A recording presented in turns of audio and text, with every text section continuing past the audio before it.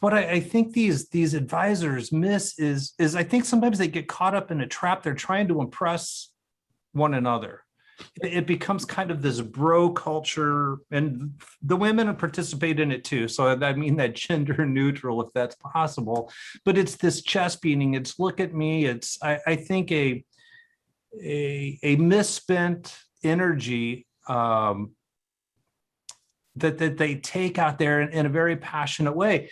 And what just strikes me is, do you not realize that your clients are watching? And when you get out there and some of this behavior and the tone and the attacks are just so over the top, I question, would you be comfortable if you were an advisor going out looking for an attorney and you found an attorney online just acting a fool like we see so often? Would you be comfortable with them representing your best interests? And I don't think that a lot of advisors realize the damage they do to their own brand in an attempt to make those statements. As well-intentioned as they are, it's the execution and the hypocrisy and the falling short of the real conversations that need to take place that I find so frustrating. Welcome to the RockstarsRocking podcast, powered by Voluntary Disruption, a show dedicated to people who are crushing their business and life goals. These are bite-sized conversations with leading rock stars in their respective industry who are pumped to share their story to help drive you to the next level. So, are you ready to rock? Speaking of rock stars, here's your host, Eric Silverman.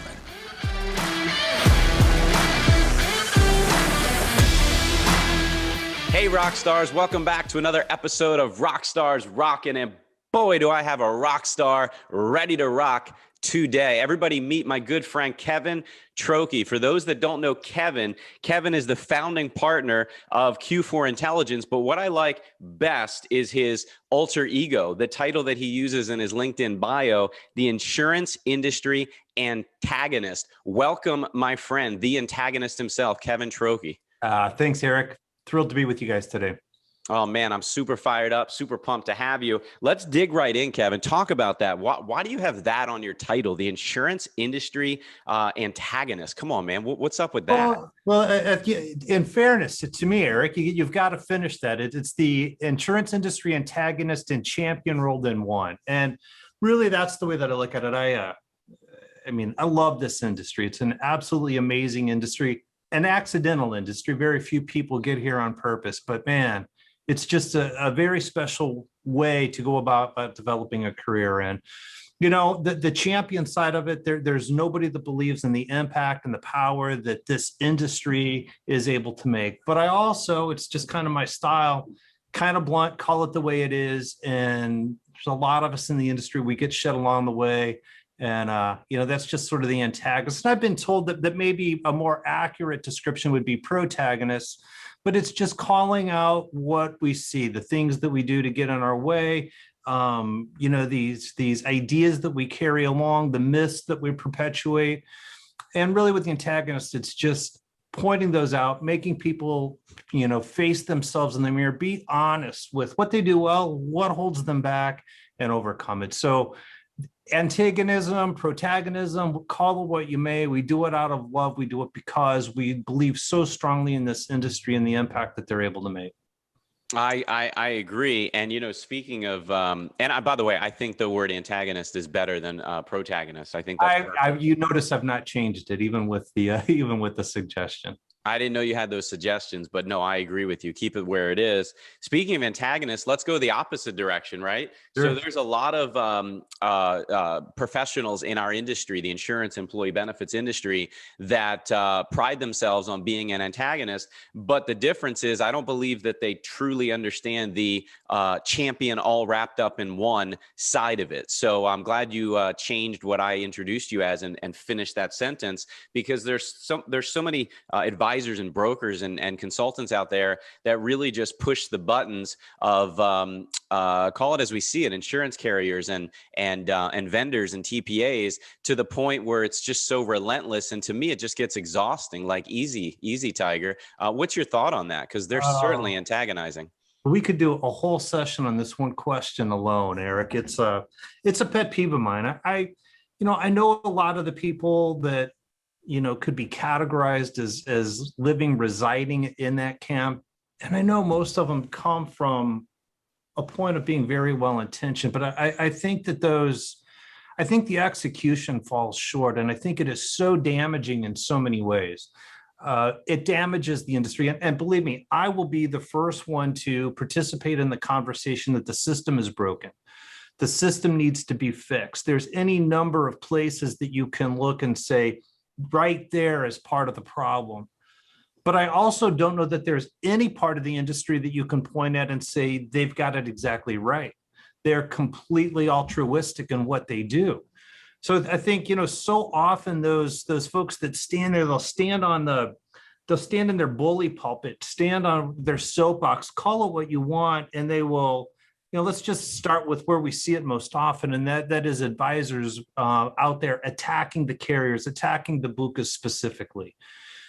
And they're not necessarily wrong with what they attack, but there's so much hypocrisy that I see in the way they attack. They attack them for lack of transparency. Yet I will tell you that, most of those brokers still have clients who don't know how much they're being paid. Now, of course, that's going to change over time. Should have changed a long time ago, but there's a lot of hypocrisy.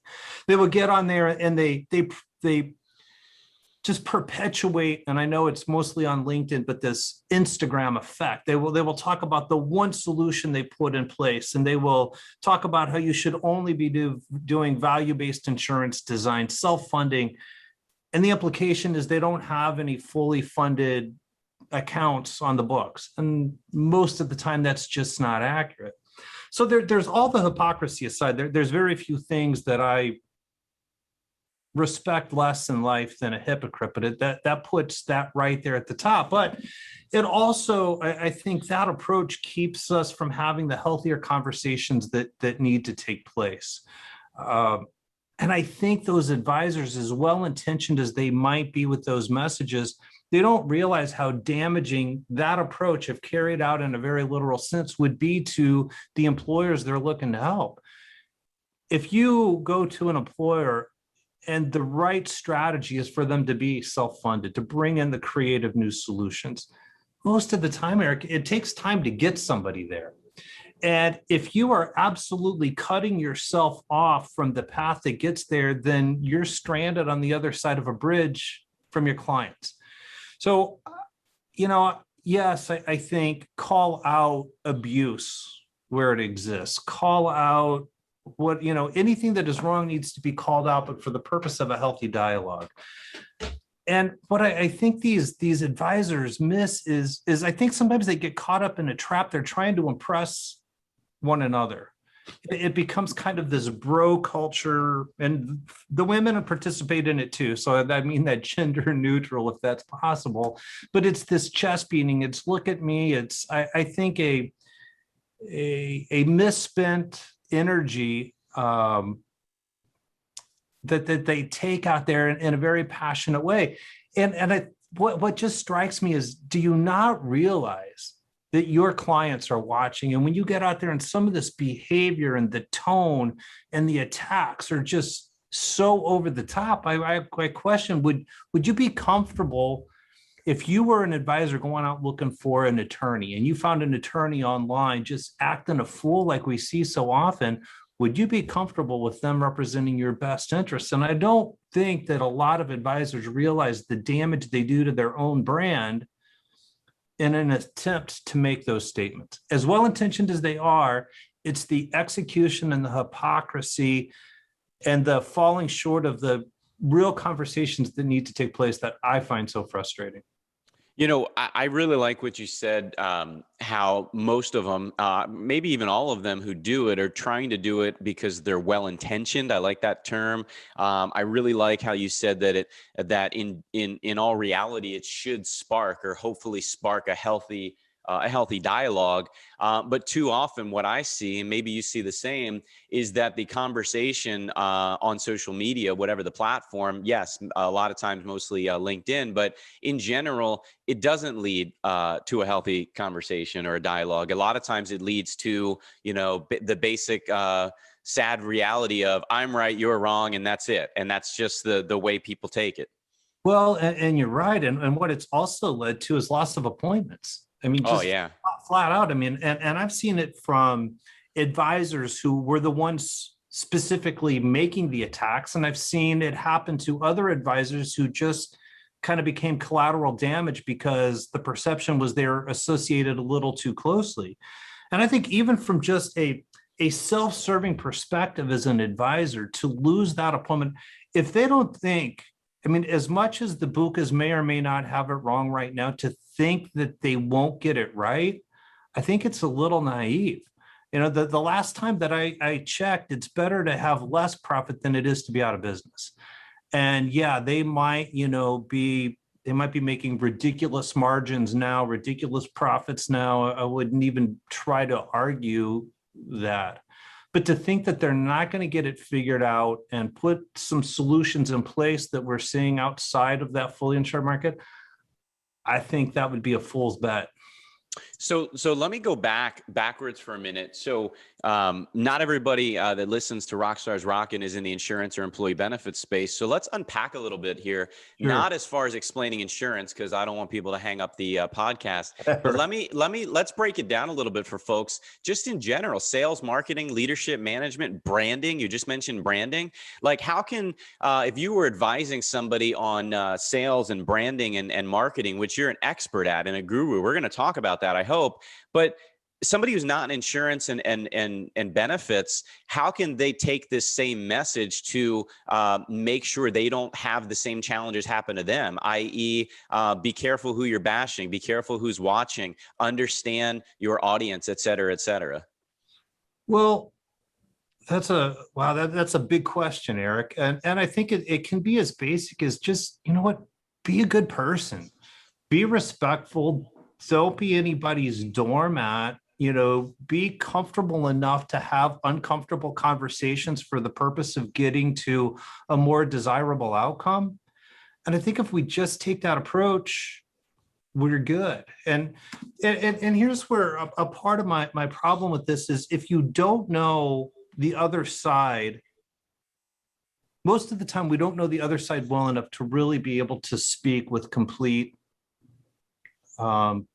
accuracy, with really being able to have a complete conversation. And that becomes readily apparent in a lot of these online attacks and, these debates, arguments that go back and forth. And I think, it always starts with, before you attack somebody else, have you really been honest with yourself about yourself?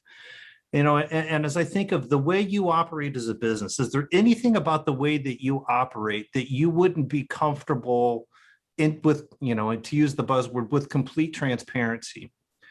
I see these advisors, they go out and they will, post EOBs, or they will post all of this stuff, but like, how comfortable would they be if their clients went out and posted the 5,500 over how much they got paid?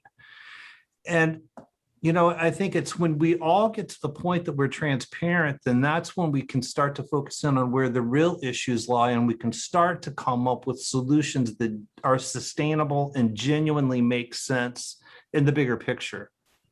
Yeah, what it reminds me of, what you just talked about, being honest with yourself.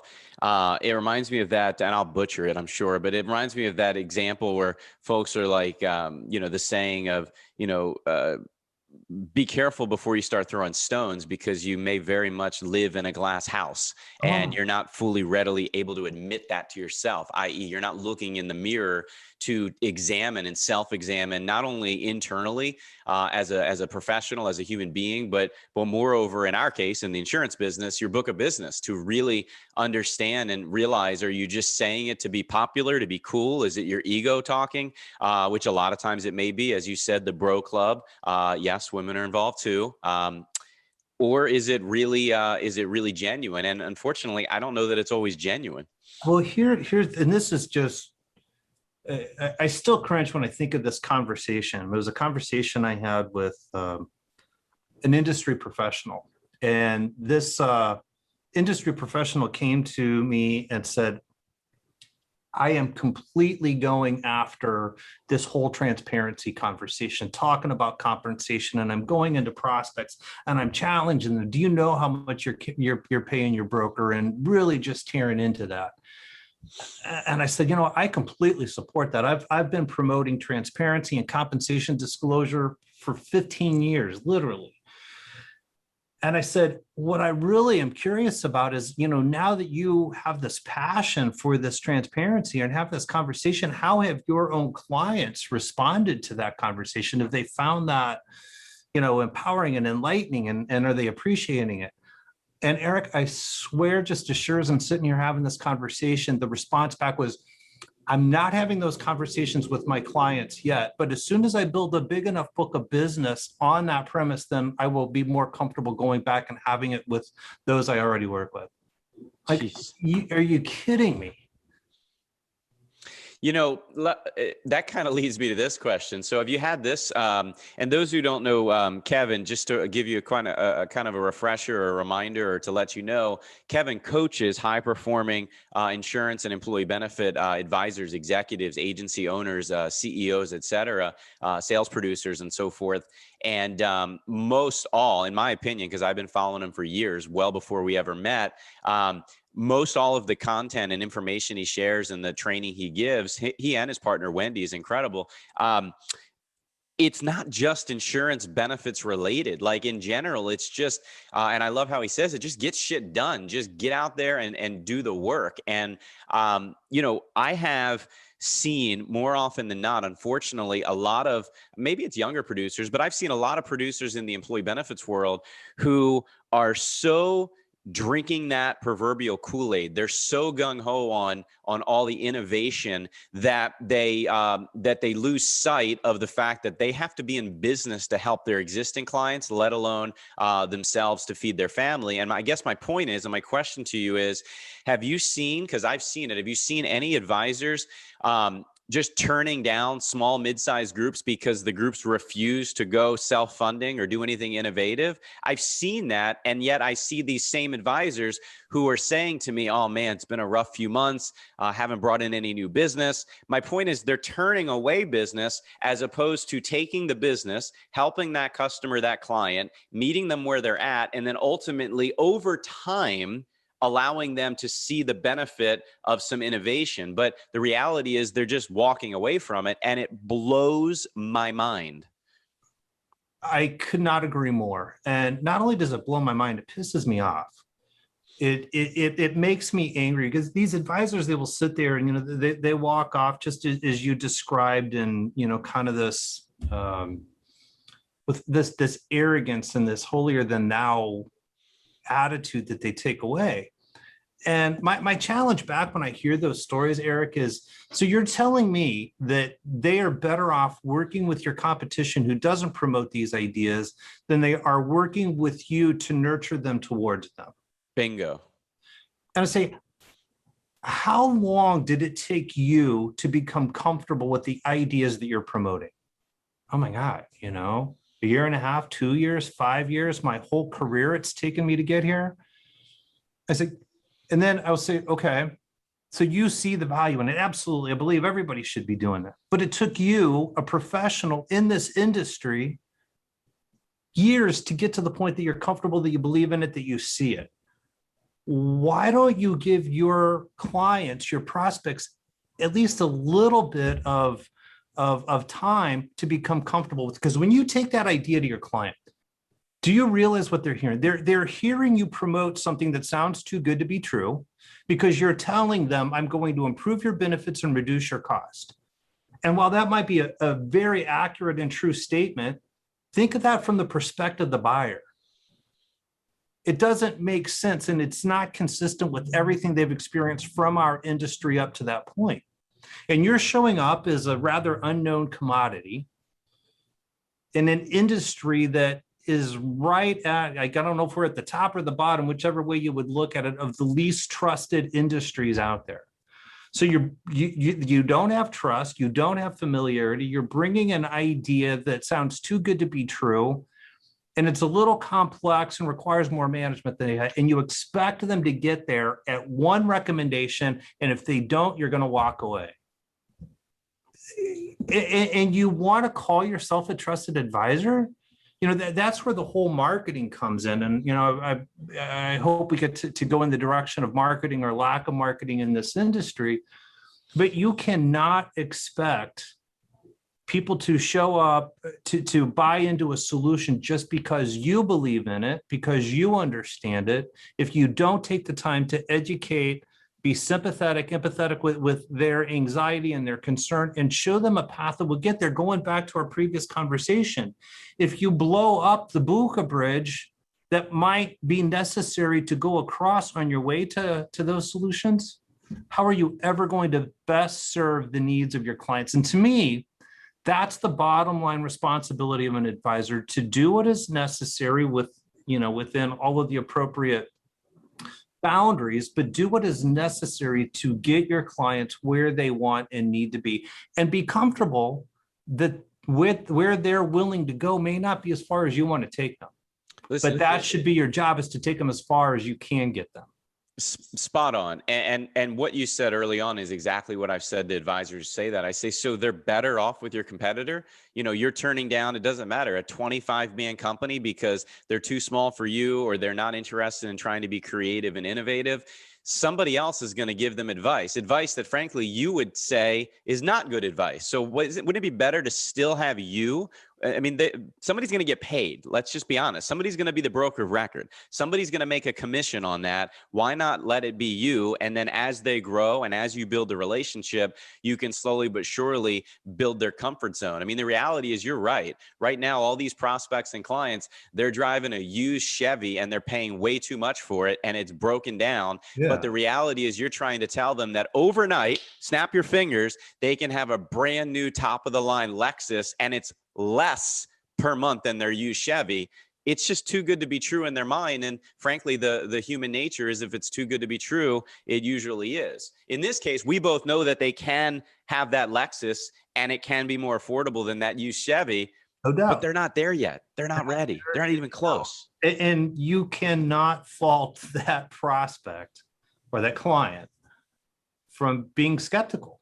Right. I would be. I mean, with the lack I would be of knowledge and understanding that the typical prospect and client has about how this industry really works, I would be more concerned about the one that jumped on it in a heartbeat, because I don't think they're prepared for what it really takes to get the benefits out of the effort we're asking them to make. So let's switch gears. I do absolutely. You said it a few minutes ago. I want to get into marketing and the lack of consistent marketing in our industry, and in my opinion, and certainly the lack of creativity when it comes to marketing and branding. They kind of go together. Can you speak toward that in any capacity? And you can take this in any direction you want, my friend. Yeah, well, let me go back. I guess step back to, and you gave a great explanation of what we at Q4I do. We work with agencies all over the country, really anything that has to do with business development. Our value proposition is, as we describe it, Eric, is to help our clients put more of the right opportunities in the pipeline, move those opportunities to close at a more consistent pace, and then run a more efficient agency organization around the resulting clients. And we do that. We've been doing that for 12 years at this point, and we do it through a very hands-on coaching, primarily around a sales process. I mean, we work with leadership development and team development and solution utilization and, everything that goes into it, but it comes back to the sales process.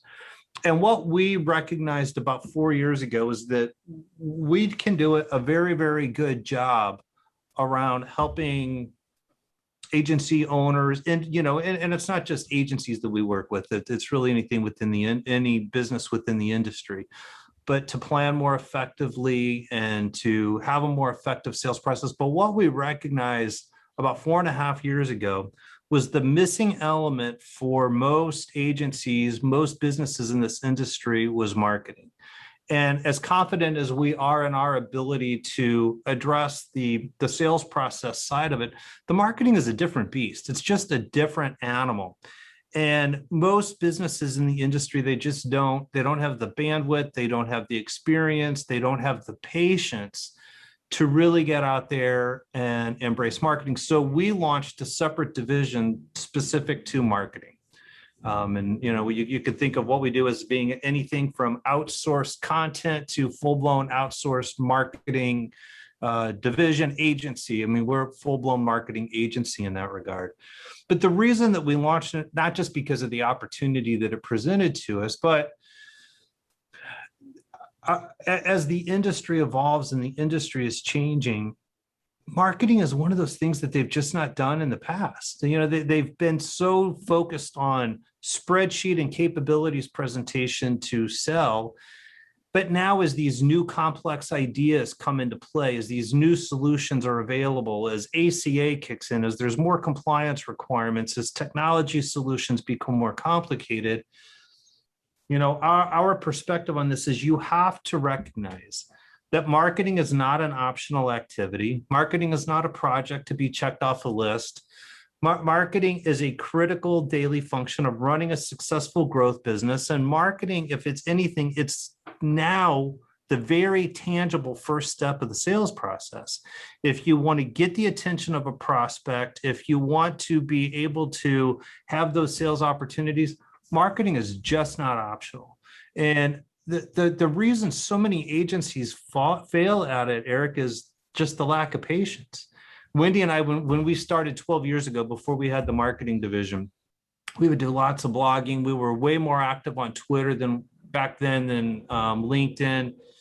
And we used to just produce content. And our standing joke was, all right, I wrote a blog, I'm going to go push it into the black hole.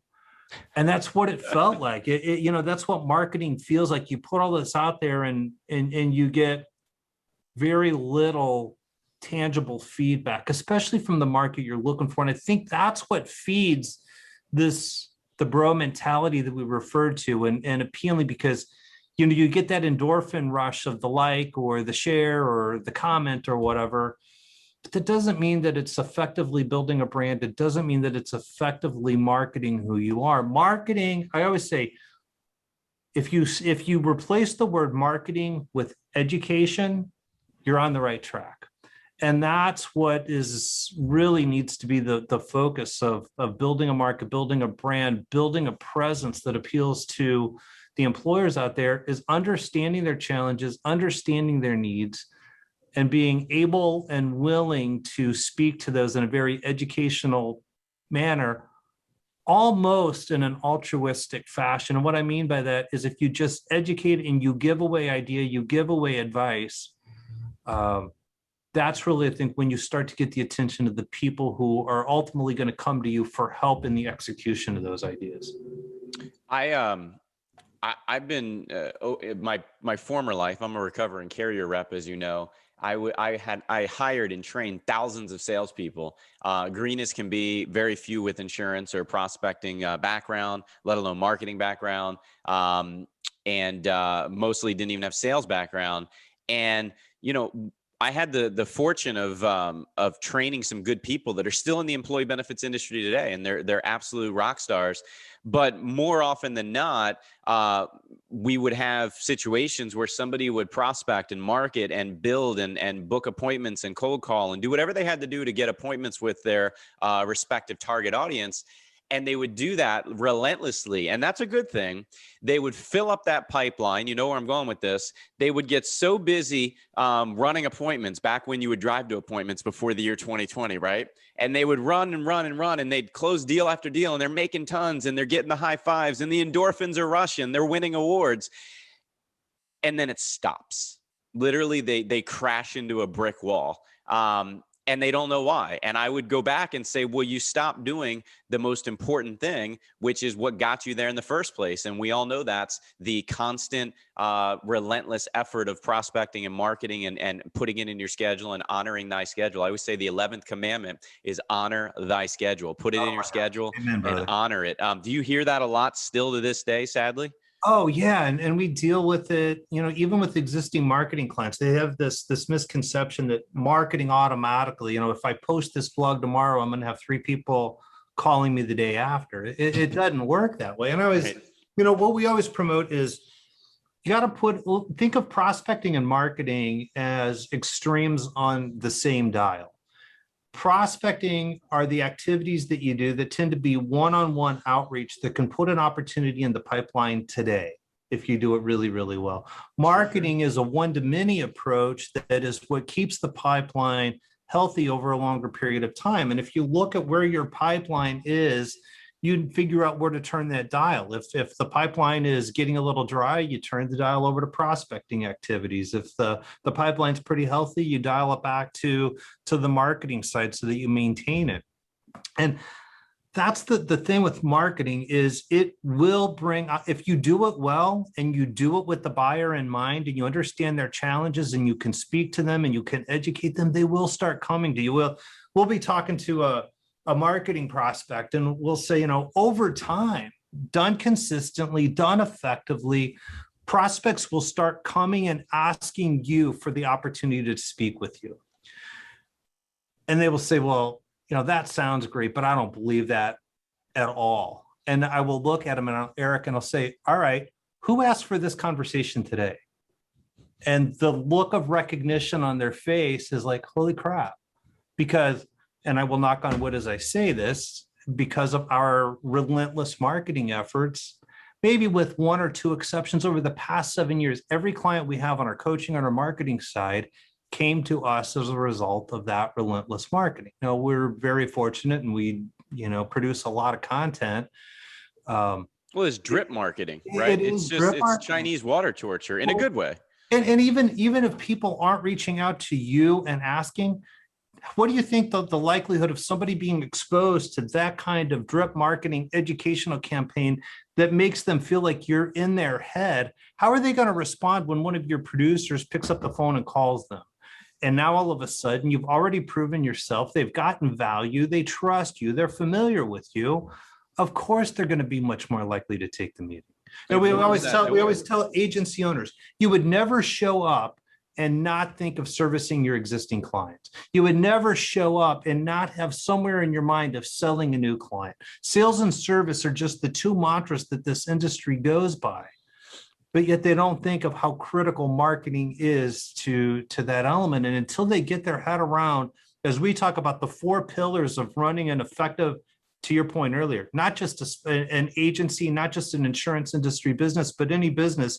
If you don't recognize the 4 pillars of marketing, sales, service, and leadership as having to address those intentionally and effectively, you will never have the growth business that you want.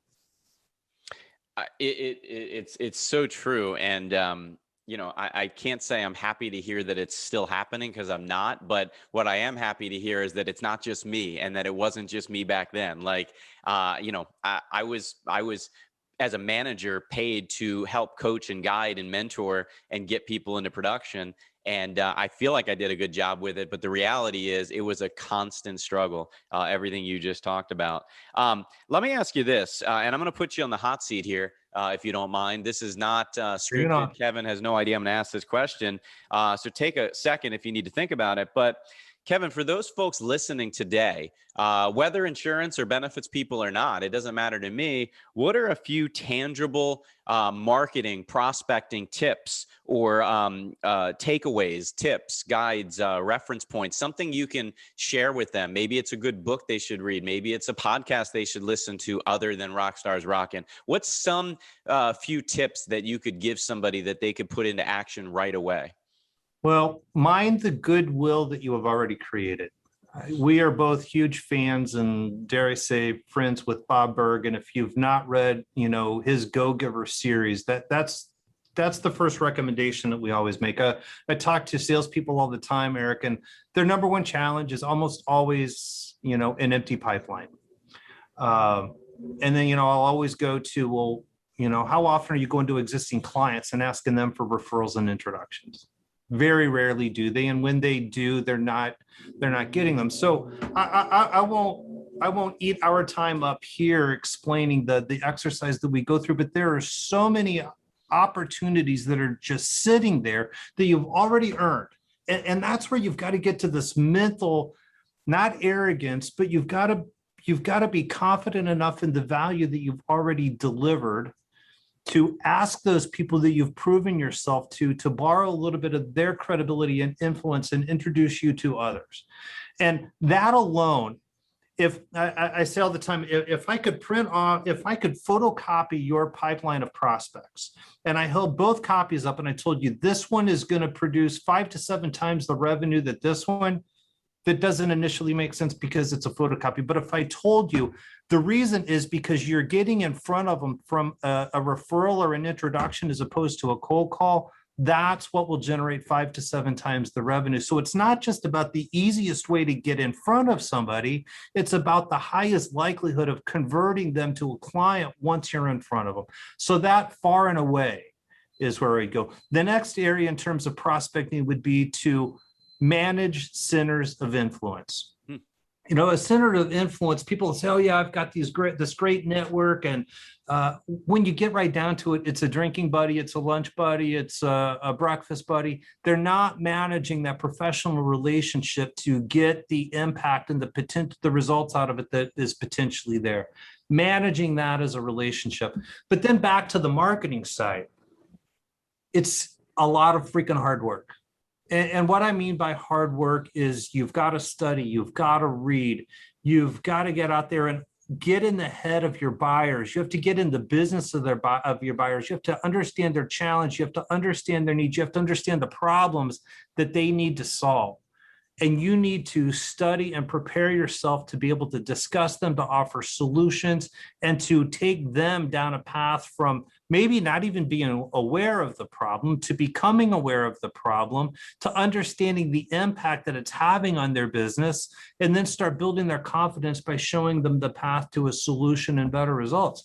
And there is nothing, you can't make marketing as a whole easy. I don't care. You can write a check, but if you don't participate in your own marketing efforts, if you don't understand those issues, you're going to drop the ball as soon as you're sitting in front of that prospect as a salesperson. So the effort that you put into marketing, it's going to make you, not only is it going to put more opportunities in your pipeline, you're going to have better sales conversations when you're in front of them because of that knowledge, because you don't show up passionate and fired up to talk about your new solution, your new product, your new idea. You show up curious. You show up trying to figure out what do they need. And the conversation switches from being about you to being about them. And then if you think that that doesn't lead to a more impactful client experience when you've gone through that discovery and you've approached the sales process not as a way to help you sell, but as a way to help buyers make better buying decisions, it's going to lead to a better client experience. They're going to get better results. And guess what happens when your clients have a more impactful client experience? They become promoters. They talk on your behalf. They help to amplify your marketing voice. They make those referrals and introductions. It becomes that flywheel that starts churning and starts to create genuine growth businesses. 100%. I love what you say. Basically become a student of the industry. When I was in the carrier world, I only knew my stuff and that's all I cared about. And it worked for me. And when I went out completely 100% organic, independent, and agnostic, I doubled down by far and away. I quadrupled down and then some. And I learned everything there is to know about selling employee benefits and health insurance, stuff that in a million years I have no interest in selling, that I still to this day have never sold, self-funding, you name it. And boy, am I glad I did. And there's always the saying, well, I know enough to be dangerous. I didn't even know enough to be dangerous years ago. Now I know enough where I've never done it, but I feel like I know enough where I could go give it a shot and have some success. But I wanted to be able to carry a professional conversation with my clients and partners and prospects and brokers and employer groups to the point that they were, dare I even say, impressed. Like, you need to know more than you think you know would be something I always advise people. And I'm shocked how many advisors and brokers I talk to who I believe truly they don't even know as much as I do, and I don't do it for a living. Well, yeah, amen to all of that. And the thing is, you know, when it comes to what did they need to learn, it's right in front of them. Way too many in this industry, they still go out, they show up at renewal time, they compete with a spreadsheet and a capabilities presentation. And, you know, what we point out to them all the time, Eric, is, could you imagine showing up and meeting a prospect for the first time and delivering an insurance proposal, making a specific insurance recommendation? Of course not. You know, you can't make the right insurance recommendation until you have a conversation with them. You know, what are they trying to accomplish? What does their current situation look like? How risk averse, risk tolerant? And with that level of conversation and focus on the insurance part of the business, you can start to make the right recommendation. Yet they will follow up with that spreadsheet, Eric, with the capabilities, and they'll go through and they say, oh, we've got compliance, we have HR resources, we have technology, we have all this great stuff we give away. And they don't recognize that that is just as inane, and it's very parallel to showing up with an insurance proposal, because now all of a sudden you're pointing at solutions to problems that you don't even know exist. And if advisors would just take the time to recognize, we don't like, you know, the capabilities presentation, it's that collection of value-added services. But anybody that reads our stuff, follows our stuff, knows we don't like the term value-added services. We prefer to use the term non-insurance solutions. Because for an advisor to do the job their clients need them to do, they have to address insurance needs with insurance solutions, non-insurance needs with non-insurance solutions. And every non-insurance solution they have satisfies some non-insurance problem. And there's some non-insurance part of that prospect or client's business that's going to suffer if that need exists and isn't properly addressed. And if you do nothing more than slow down to have a conversation about every part of the business that you can impact for a client. So compliance, technology, communication, employee education, employee engagement, the list goes on. To have a conversation about what does their current situation look like? Where do they have needs? Where they're being held back? Now, when you introduce that same solution that was in your capabilities presentation, it's much more compelling. It's seen as much more valuable because they know why you're showing it to them now, because it addresses a specific need that together you helped identify. The problem is most advisors will go out and they will accumulate all of these non-insurance solutions, put together a slick presentation, but not take the time to understand the power of that solution, the problem they can solve, the operational or financial impact they can make with that solution. They don't take the time to figure out if it's needed. So it's not rocket science. The answer to the problem, the most of them, it's not rocket science. It's as simple as it gets, but it all comes with some hard work and commitment. It's not rocket surgery or brain science. I get it. Exactly right. We're starting to run out of time. I want to unpack two quick things. One, speaking of that, I gotta ask this. What do you believe that really salespeople in general, because it's not insurance, Kevin, it's not benefits related. Do you think salespeople in general, and folks that are prospecting, are they devaluing themselves and all they bring to the table if they sell mainly and only on the value adds and the free this and the free that? I mean, I'm a big believer that there's nothing free. It's going to end up being paid somewhere at some point on the flip side. What do you think? Couldn't agree more. One of our go-to isms, Q4I isms, is your clients don't expect free. They expect great results. And Boom. I like it. Giving away something free rarely produces results. People will pay a premium. People will not only will they not expect it for free, they will actually pay a premium when they know the results that are going to follow. So they are completely undervaluing. They are bringing themselves down to that commodity basement when they show up with free stuff and focused on the product prospects don't want to discuss your product. No matter how sexy and excited you think it is, the only thing a prospect is interested in discussing is the problem they may have that may eventually lead to a discussion of that product. What I've seen, and maybe you've seen it too, and we'll move on here, but I've seen that folks can win business on value adds, or as you said, insurance solutions, and non-insurance solutions, but it's short term. And that prospect becomes a client, and a year later they're gone because some other broker knocks on the door and the employer says, oh, a puppy, i.e. shiny object syndrome. And they say, oh, well, this guy's going to give me this for free and that for free. Is that really what you're looking for as a sales professional in any industry? You're looking for a quick short-term hit and then you got to start over from scratch? Or are you looking to build a relationship that lasts for a long time where they're a client for years and years to come? To me, that's where it comes in. Couldn't agree more. You will lose every client the same way you got it. Exactly. Win on price, lose on price. The reason is the way you compete for the business, you're training that buyer how to hire your replacement. It just boggles my mind that somebody will go out and they will compete with that spreadsheet and capabilities and they'll say, oh, well, we compete on price, but we retain on service. Bullshit. I don't buy that for a moment. And then they're insulted when at the next renewal, 3 more brokers are invited in. Like, you taught the buyer to do that. That's how you got the business in the first place. Get off your high horse and change the way you compete for business. It's true. That's true. All right, man. Well, look, as we wrap up, I want to talk, I can't help but talk about, you have a big event coming up, but it's not just a once in a lifetime opportunity. To me, it is, but you do this annually, or you may even do it biannually. I'm not sure. Maybe you can elaborate, but the event is called Q4 Live. It's an in-person event. Now that we're back to somewhat normalized in some capacity, and it's coming up in August. Can you tell us more details why advisors and producers and brokers should want to attend and solution providers should want to be a part of this? And, you know, in perpetuity, you've been doing it for years now. So if somebody's listening to this 5 years from now, I suspect Kevin and Wendy are still doing it. Yeah.